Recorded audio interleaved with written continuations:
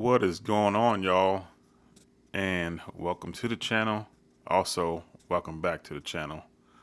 So today, I want to go over two things. First, I want to talk about a short story that I recently found out about online, and it's from the author of Willy Wonka. I think his name is not Ronald, but spelled weird. Ronald, something like that. Dahl. I want to say Ronald, but it's not spelled that way. Anyway, he's the author of Willy Wonka. I know a lot of people seen Willy Wonka and the Chocolate Factory, but he done short stories too. So I want to talk about a short story that he did, and it's called Lamb to the Slaughter. Also, after we talk about this short story, I want to go over the library book that I got. Actually, it wasn't a book, it's an audiobook. And it's The House at the End of the World.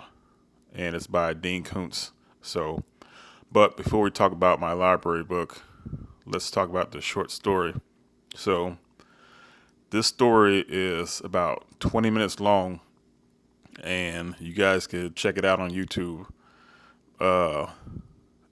It's probably like one of the best short stories that I ever read in my life.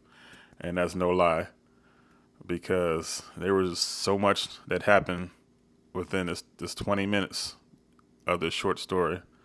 It involves a pregnant woman, her husband, and her husband's police friends.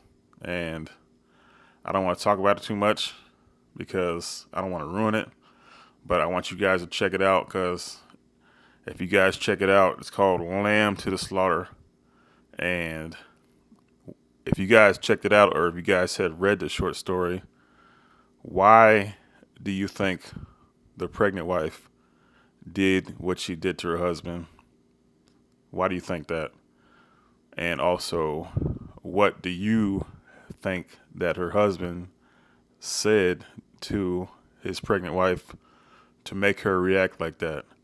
So those are the two questions that I got. But y'all, check out this short story. It's awesome. It's called Lamb to the Slaughter.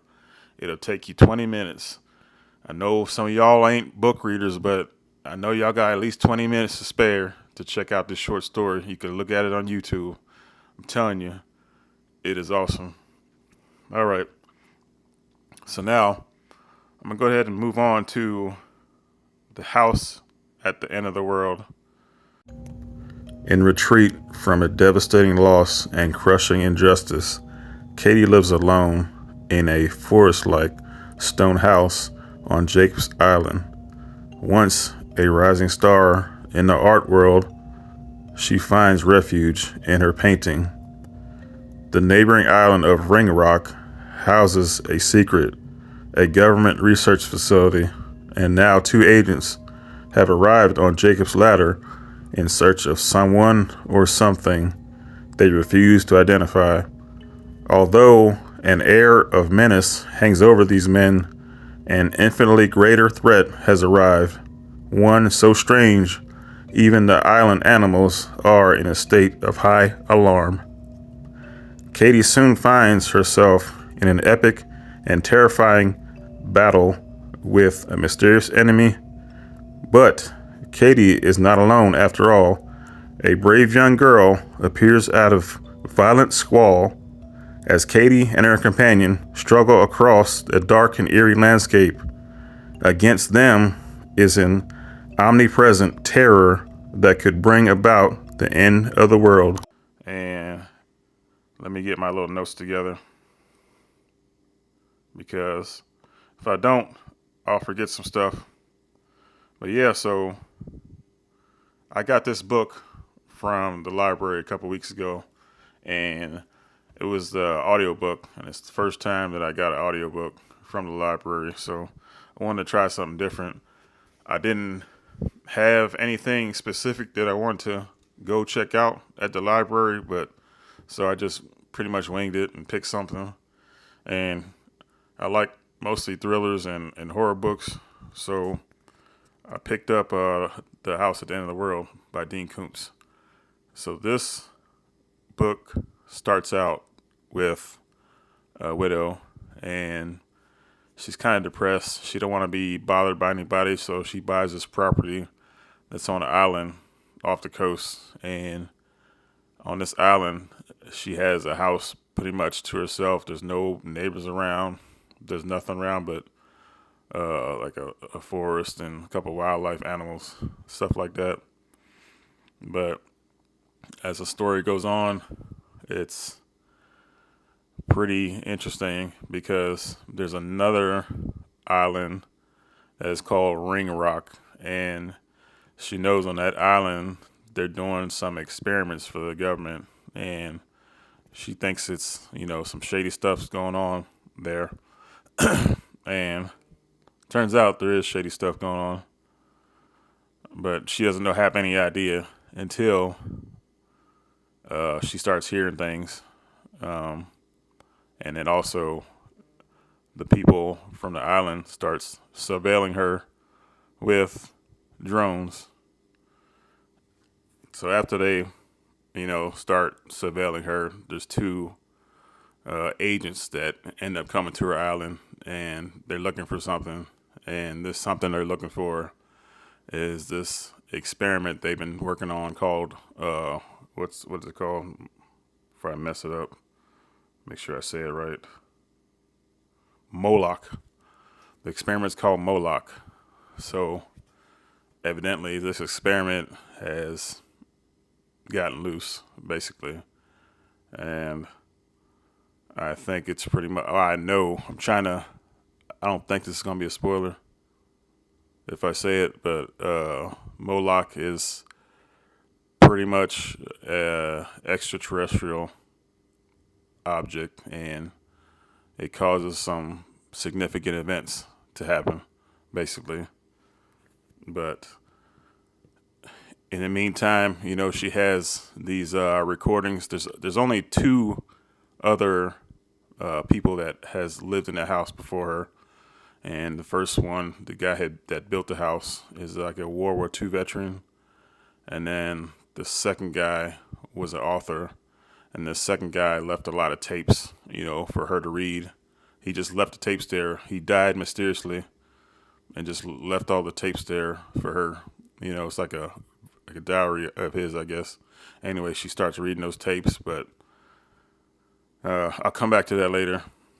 But yeah, so evidently a young girl escapes the island, and she gets in contact with Katie, which I want to say, I don't want to say Thelma and Louise, but I guess it kind of reminded me of Thelma and Louise. So once this little girl, Libby, that meets Katie, I think, did I say the main character's name?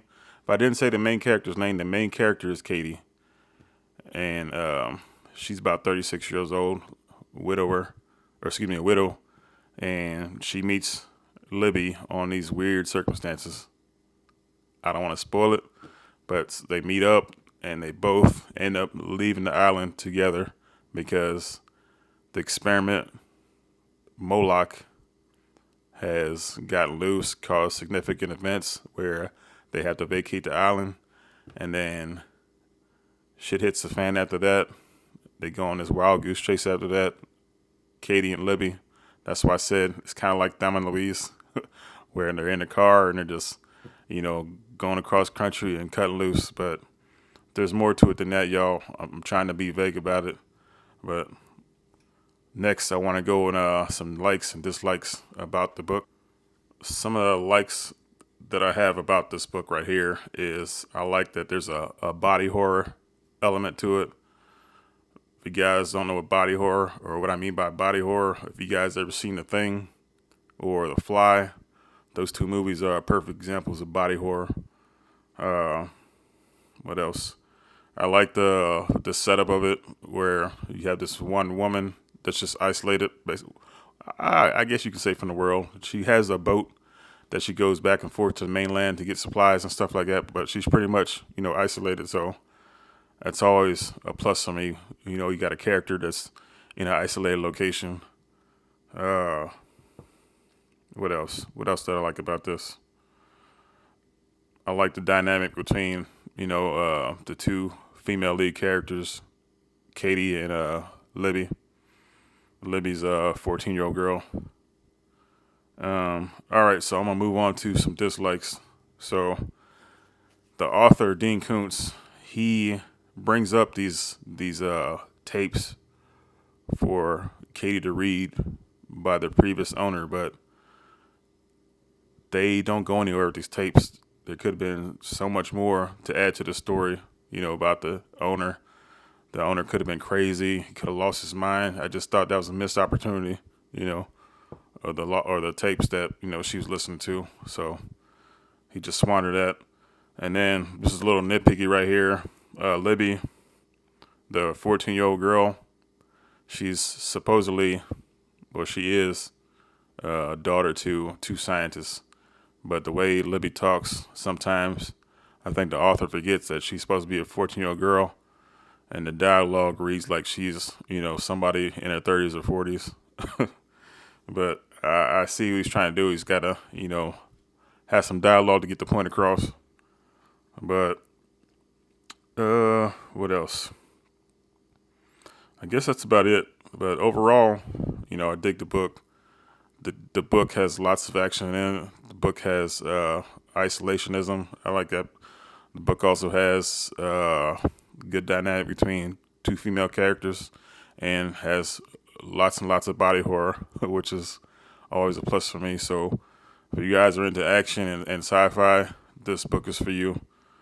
I give this book The Last House at the End of the World, or The House at the End of the World, excuse me. I'll give this book a